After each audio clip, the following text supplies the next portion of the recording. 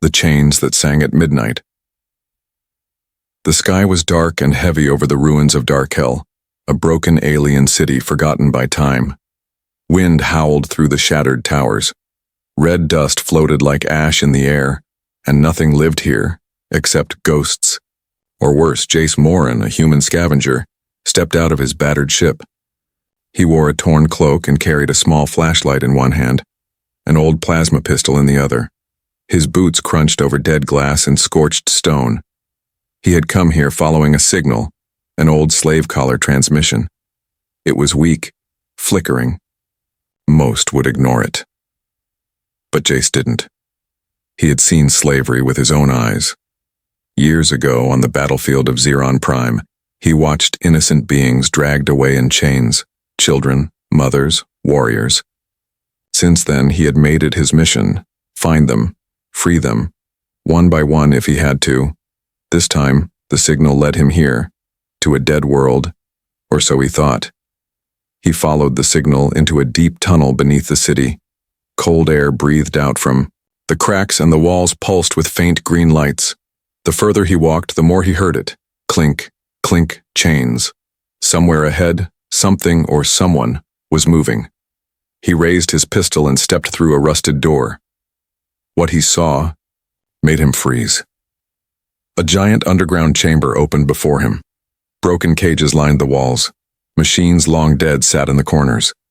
But in the center, under a dim light, one cage still held a prisoner. A girl. No, an alien girl. She knelt on the floor, thin and trembling, her silver skin marked by whip scars. Strange runes were burned into her arms. A collar blinked red on her neck. Chains wrapped around her wrists, but her eyes were glowing, bright violet, staring straight at him. She didn't scream. She didn't beg. She just looked at him, like she had been waiting. Jace took a step forward. "You understand me?" She didn't answer. He pointed to the collar and then to himself. "I can help." Still silent, he moved closer, kneeling beside the cage. His fingers touched the lock. It was old tech, easily hacked. A few taps on his wrist device and click. The lock fell open. He slowly pulled the door wide. The girl didn't move. Jace frowned. "Come on, we need to go. This place..." A scream echoed from behind. He spun around. Too late. 3 metal creatures stepped out of the shadows. Drones. Guard units, still online. Their eyes glowed red, and their weapons hummed to life. Jace fired first, hitting one in the eye. It dropped. The others charged. He dived behind a pillar, returning fire. Sparks flew. One shot grazed his shoulder. He gritted his teeth, rolled, and blasted the second drone straight through the chest. The third one leaped and was suddenly ripped apart mid-air. He turned to see the girl standing now, her chains shattered, her collar sparking. She had moved, faster than he could blink. Violet energy danced around her hands. Then she collapsed. Jace rushed to her, catching her before she hit the ground. Her eyes fluttered open. She whispered something, a soft word in a language he didn't understand. Then she passed out. Alarms began to wail through the underground complex. "Damn it," he muttered. "They know." He lifted her in his arms and ran. Up the tunnel, through the ruins, past fire and broken stone. His heart pounded with every step. Behind him, distant engines roared to life.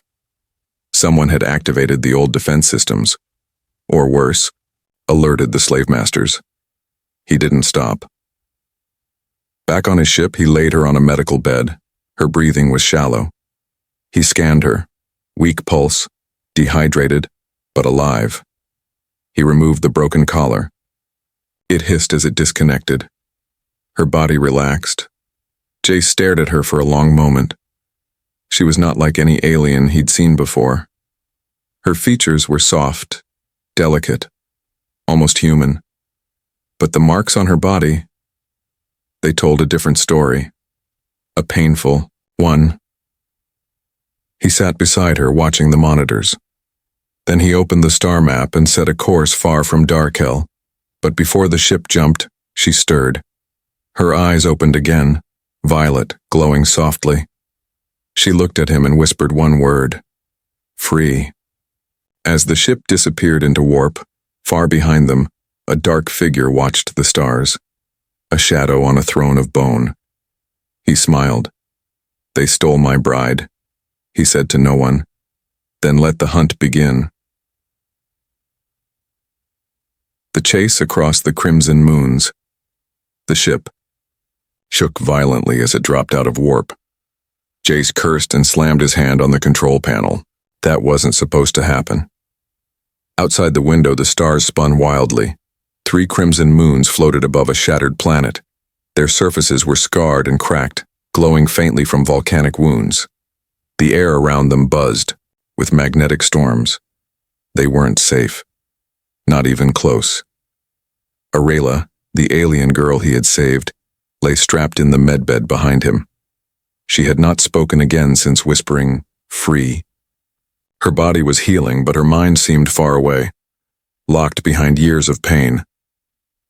Jace stood, sweat running down his back. His ship, the Nomad, had taken a hit while jumping from Darkhill.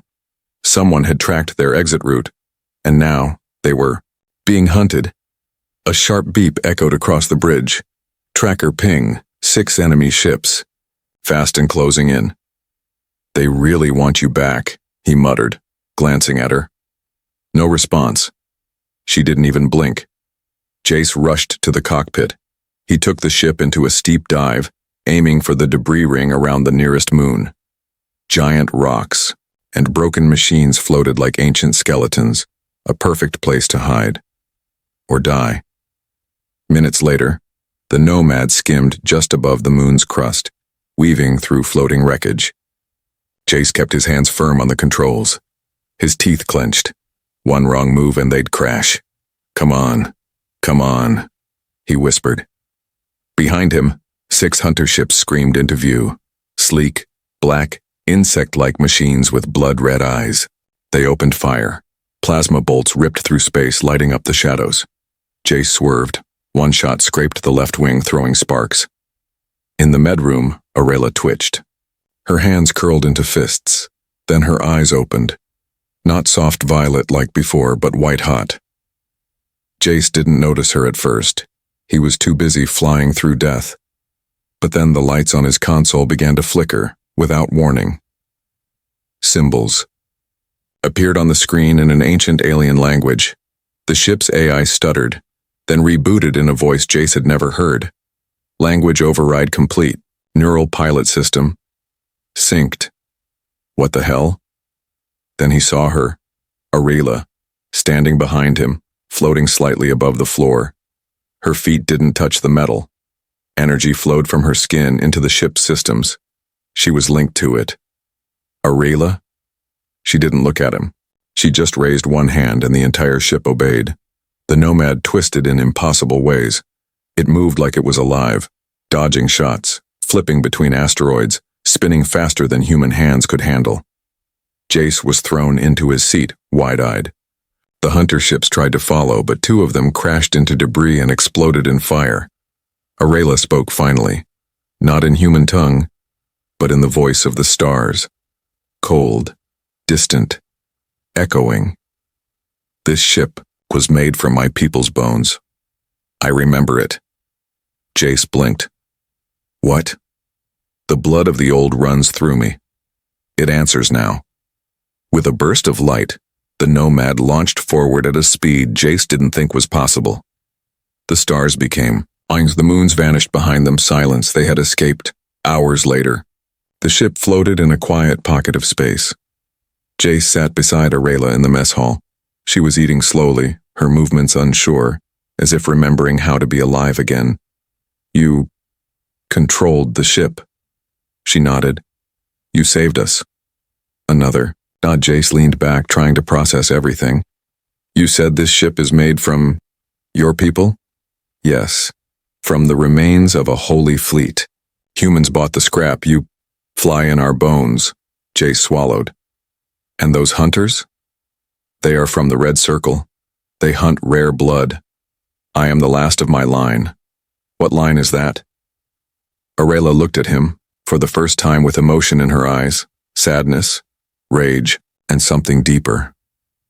I was born to be a queen, but I was sold before I could speak. Jace stared at her, stunned. They used me to power machines, weapons, slave collars. I felt every scream they caused. She held up her arms, showing the burn marks again. But when you touched the collar, I felt something else. Freedom. That woke me. A silence passed between them. Then Jace asked softly, "Why didn't you run when I opened the cage?" "I didn't believe you were real," she whispered. "No one ever comes back for slaves." Jace's voice cracked. "I do." She reached across the table and touched his hand. "Then I will stay with you, as long as you fight." But deep, in space far beyond the moons, a giant ship moved through the darkness. A shadowed figure stood on the command deck watching the stars. His eyes burned red. His voice was a growl. "She has awakened. And she is with a human." The alien general turned to his crew. "Send the shadow vessels. We end the bloodline, now." The secret buried in her blood. The planet below was silent. From orbit it looked like a graveyard. Black rock, broken temples, and ash-covered ruins stretching for miles. Jace stood in the Nomad's cockpit, staring down through the glass. Aurelia stood beside him, quiet and still, her eyes glowing faintly. "This is the place?" he asked. She nodded once. "My ancestors ruled from here, before the Empire shattered it." The ship descended slowly, kicking up waves of dust as it landed. No life signs, no broadcasts, no traps detected. But the silence felt heavy. Jace grabbed his pistol and gear. Aurelia didn't take any weapon. She didn't need one. Her blood was a weapon. The wind moaned as they walked through the ruins. Once beautiful statues were cracked and fallen. Strange markings worn by time ran across the temple walls, alien writing that glowed when Aurelia stepped near. She touched a stone door. It opened by itself. Jace tensed. "How did you do that?" "I didn't," she said. It remembered me. Inside, the walls shimmered with a golden light. The air was warm and filled with whispers, like voices trapped in time. Aurelia led the way barefoot on the marble floor. In the center of the temple, they reached a wide platform. On it stood a ring of stone pillars, each carved with the face of a past ruler, and in the middle, an altar, carved with her name. Jace looked around, uneasy. "This is some kind of throne room?" "No," Aurelia said quietly. "This is where they tested the blood." She stepped forward and placed her hand on the altar. It lit up instantly, flooding the chamber with light. Suddenly, beams of energy shot into her chest, marking her skin with glowing lines. She gasped, but did not fall. Her body trembled as ancient symbols moved across her arms and neck like living tattoos. Jace ran forward. "Are you okay?" She didn't answer. Her eyes rolled back, and a deep voice filled the room. Not hers, but something inside her. Blood of the first light, blood of the last star. The throne awakens. The air lives. The voice echoed for miles. Then silence. Aurelia fell into Jace's arms. Later, by a small fire outside the ruins, Aurelia sat wrapped in a cloak. She stared at her arms. The marks, now fading but faintly glowing. "My people were not just rulers," she said slowly. "We were creators. Our blood could shape machines, bend time, even bring stars to life." Jace raised an eyebrow. "You're telling me you're part God?" She didn't laugh. "I'm telling you they used my ancestors' blood to build empires, to make weapons. That's why they hunt me." Jace sat down beside her. "Then we hide." "No," she said, meeting his eyes. "We fight." A sudden sound, movement in the trees. Jace stood instantly, gun drawn. But it wasn't a drone, it was a child, an alien girl, small and filthy, with metal rings around her neck and ankles. She looked terrified. Behind her, 5 more appeared. Children, weak, trembling, hiding in the dark. Jace lowered his weapon. Slaves. Arela moved slowly to the first child, knelt and held out her hand. The girl stared, then stepped forward. And when her fingers touched Arela's, the rings on her neck shattered and fell to the ground like dust. Gasps from the others. One by one, they came forward. One by one, Arela freed them, just by touch. Tears ran down their faces. Jace watched in silence. He realized something. She wasn't just a queen. She was a beacon. A symbol. The last light for the forgotten.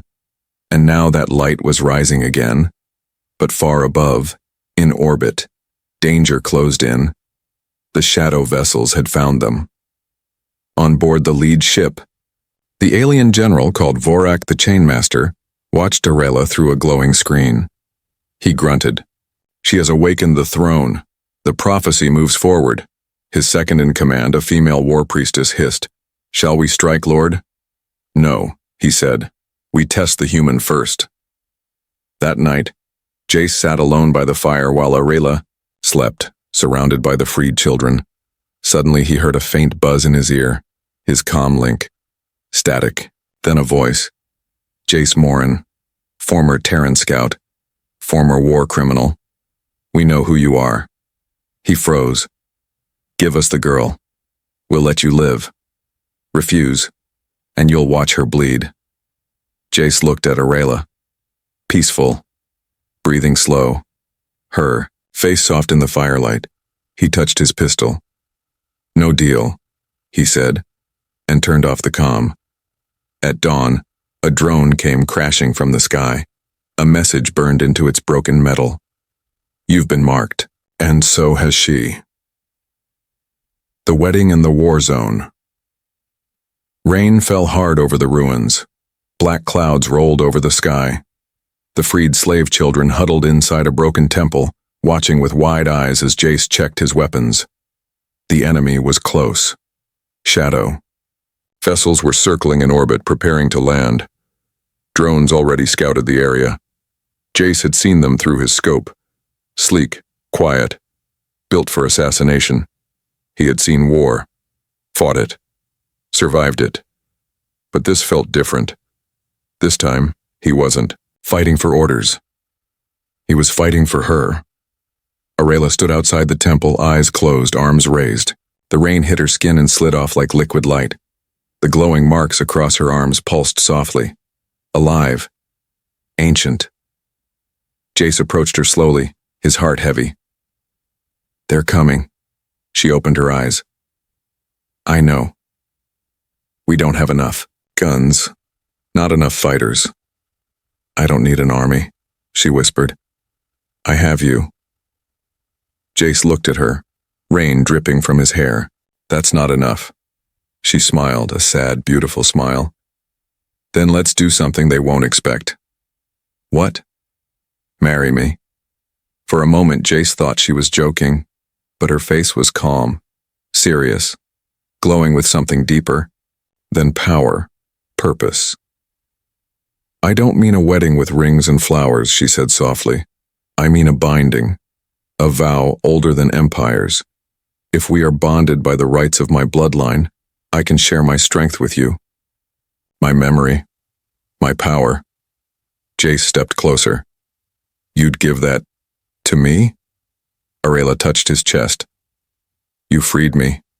You bled for me. You made me believe again." He didn't speak. He just nodded. And then, beneath the rain, with no priest, no crown, and no crowd, they became one. Arela took his hands and spoke ancient words into the storm. The runes on her skin glowed brighter and moved onto Jace's arms like living light. The rain around them stopped, frozen in the air for one perfect moment. Then a flash of white fire lit the sky, and they were bound, not by paper, not by law, but by soul. Moments later, the sky screamed, Shadow vessels began to descend. Jace and Aurelia stood at the front of the ruined city. Behind them, the children watched in fear.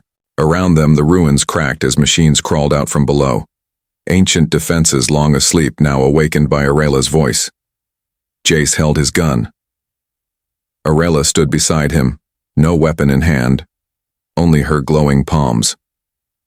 The first enemy drones charged. Jace shot fast, dropping 3 in seconds. Aurelia raised her hands and a wave of force sent the next wave flying backward, their metal bodies crumpling like paper. But then came him, Vorak the Chainmaster, 10 feet tall, armor of black bone, red eyes burning like fire. He landed hard in front of them, cracking the earth. Jace pointed his gun, but Vorak just laughed. "You think a human can protect her?" he snarled. "You're a worm, a tool."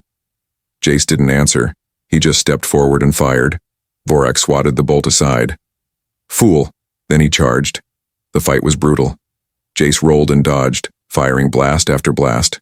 Vorak was fast, too fast. A punch sent Jace flying into a wall.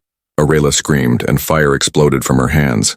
It struck Vorak in the chest, burning through part of his armor, but he kept coming. Jace stood again, blood on his face. He looked at Aurelia, and she looked back. Their minds touched. And in that moment, something passed between them. Power, ancient and pure. Jace's body glowed with her light. He moved like a storm. This time, when he fought, it was not just strength or skill. It was legacy. He leapt into the air, spinning over Vorak, and drove his blade deep into the warlord's back. Vorak howled, stumbling. Aurelia raised both hands and spoke a final word in her ancient tongue. A blast of white light erupted. Vorak exploded into dust, silence.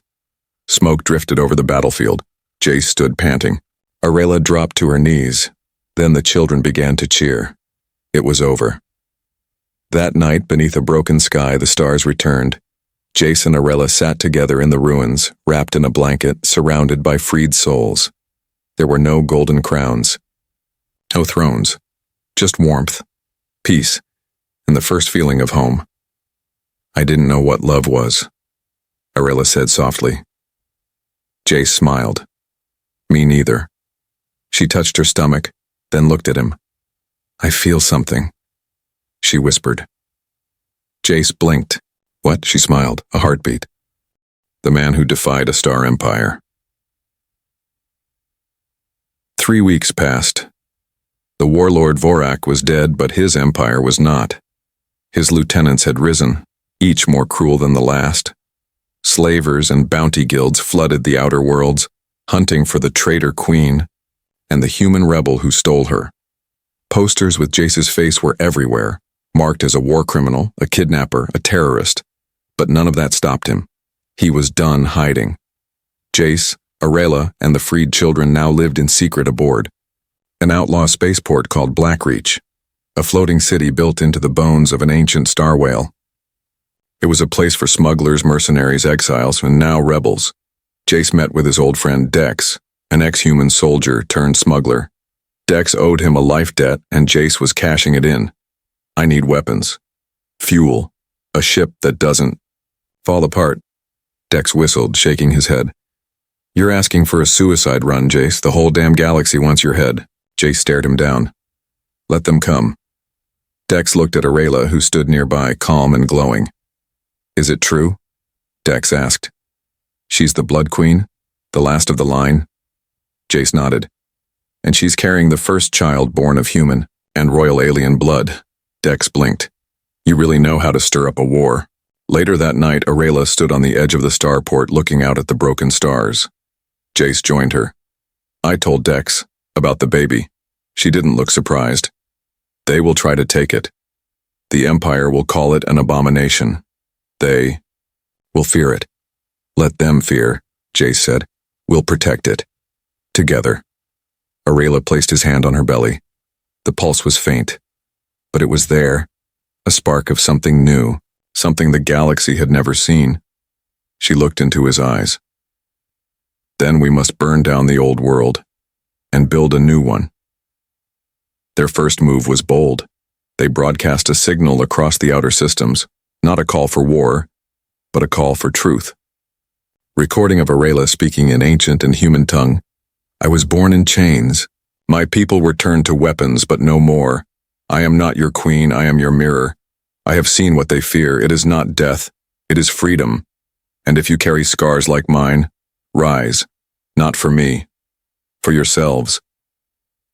The message spread like wildfire. In 10 systems, old slaves rebelled. In 5 more, human outcasts joined their cause.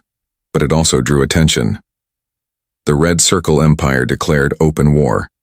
They sent fleets to Blackreach, and among them, the priest judge of blood, a terrifying enforcer named Ren Kal, who saw Arela's child as a curse upon the stars.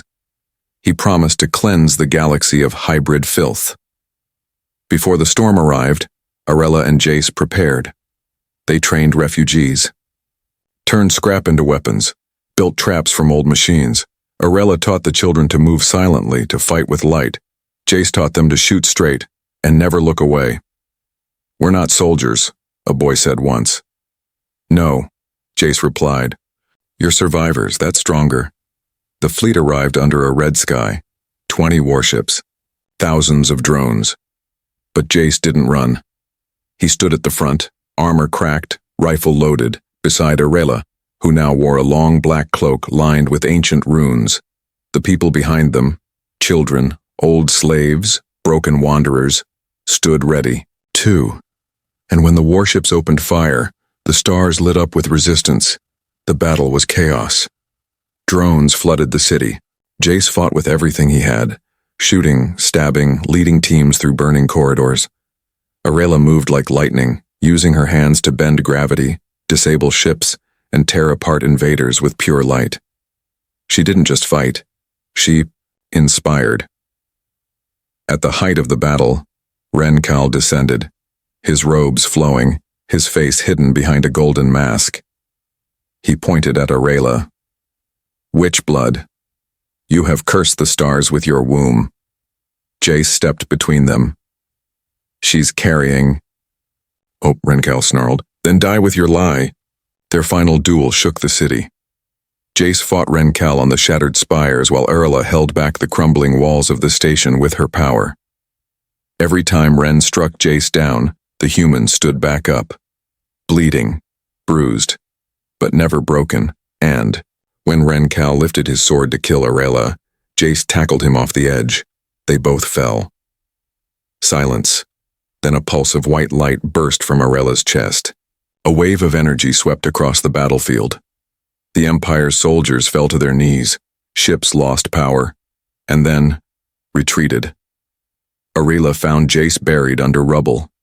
He was alive, barely. She knelt and placed her forehead to his. "You chose to fall for me," he smiled weakly. "I was falling the moment I saw you. The war wasn't over, but Blackreach was free, and across the galaxy something had changed. The people no longer whispered her name. They shouted it, Arela, the queen who loved a human. The rescue that shattered heaven. The victory at Blackreach had spread like a spark in dry grass. Slave outposts were rising. Old enemies were now joining forces. Rumors filled the stars, but power always strikes back, and this time, they took her. It happened during a supply run to the edge world of Talzur. Arela was meeting with rebel leaders. Jace had stayed back to treat the wounded. They came in silence, elite, slaver assassins cloaked in void tech, unseen by satellites or senses. No blood spilled, no screams heard, only a silent chamber, and a message left behind. The false queen is ours. Come if you dare. Jace didn't sleep, he didn't speak, he only moved. Fast, brutal, focused. He gathered a team of misfits, a blind alien sniper, a human engineer with a robotic spine, and an ex-slave pilot who once escaped the very ship Arela had now been taken to the Gilded Maw. A moving fortress, deep in Empire space, surrounded by mines and monsters. Jace didn't care. He was going in. 3 days later, They reached the outer rim of the Barrow Nebula, where the maw drifted like a cursed planet. It was worse than legend. Skulls lined its hull. Giant slave cages hung in space. Every deck was a horror story. Jace loaded his gun. "No speeches," he said. "We get her. We burn this place. We don't look back." Inside, the halls stank of death and old metal. Jace moved like a ghost, taking down guards with silent shots and brutal strikes. The sniper covered him from a distance, picking off cameras. The engineer hacked the doors. The pilot set charges. Every step they got closer to her. Every step the pain in his chest grew sharper. Then he saw her, through a thick glass cell strapped to a cold slab. Aurelia, unmoving. Pale. Her glow was gone. He ripped the door open with his bare hands. "Aurelia!" he shouted. She didn't respond. He ran to her, touched her face. "Cold. Wake up, please." Nothing. He looked around, found the control panel. Her vitals were suppressed, her mind caged by a neural stunner. Jace tore it apart, wire by wire. Suddenly, her chest rose a breath. Then her eyes opened, faint, flickering violet. She looked at him like she was still dreaming. "You came." "Always," he said, but the alarms had already started. Guards flooded the corridors. Explosions shook the hull. Jace lifted her into his arms. She was weak. He didn't care. He carried her like she weighed nothing. They ran through fire and gunshots. His team held the line, falling back one by one. Then at the final hangar, the worst waited for them. Lord Krell, the warden of the Maw. 7 feet tall. Half machine, half monster. Once human, now twisted by slave tech. "You break what you touch, Morin," he growled. Jace laid Aurelia down and stepped forward. "I fix what cowards like you destroy." The fight was savage. Jace had no powers, no armor, just rage and love. But Aurelia was not sleeping anymore. From behind, she sat up. Her hands trembled, then glowed. Jace dodged a blow, and Aurelia lifted her hand. A beam of pure white energy slammed into Krell's chest, blowing his armor open. Jace leapt forward and drove his blade into the exposed core. Krell screamed and fell. They escaped seconds before the maw exploded, swallowed by fire. In space, their ship drifted silently. Jace held Aurelia close, both of them bruised and burned. She looked at him, a weak smile forming. "I dreamed you would come." He kissed her forehead. "It wasn't a dream, not for me." Word of the rescue reached every corner of the stars. People no longer whispered, they believed that one man had broken into hell for one woman, and that together, they could shatter heaven. The queen who chose a human. Months had passed. The war wasn't over, but the galaxy had changed. No longer did the slaves whisper in the dark. They marched under banners of fire and freedom. No longer did outlaws hide. They stood tall beside a queen who had once been in chains, and by her side always was the man who never gave up on her. Jace Morin, the human who defied the stars. Aurelia now stood on a vast mountaintop, winds rushing through her silver hair. Before her stretched a sea of people, aliens, humans, hybrids, once enemies, now family. They chanted her name.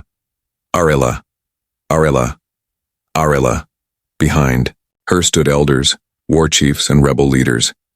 They had gathered for one reason, to crown her as High Empress of the free worlds.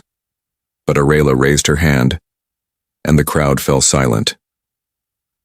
"I was born a slave," she began, her voice strong. "They took my name, my voice, my future.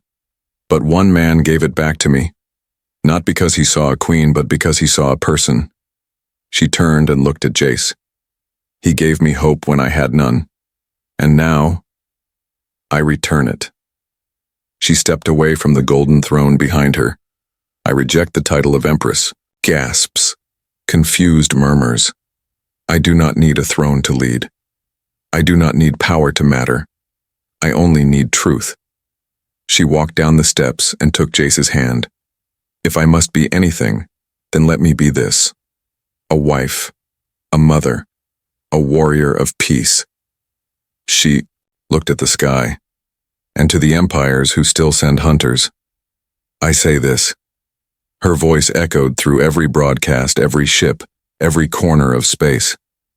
You tried to silence me. You failed. And now, the galaxy speaks my name. Later that night, beneath a sky filled with twin moons, Aurelia and Jace were married again. This time, not by blood rituals or ancient bonds, but by love alone. Children danced, fighters wept, even. The stars seemed to burn brighter. In the quiet after the celebration, Aurelia rested in Jace's arms beneath a glowing tree. Her belly had grown. The child was close. She placed his hand on it. The pulse was stronger now. Alive. Pure. He'll be the first of his kind, Jace whispered, or she. Whatever they are, Aurelia said, they will be free.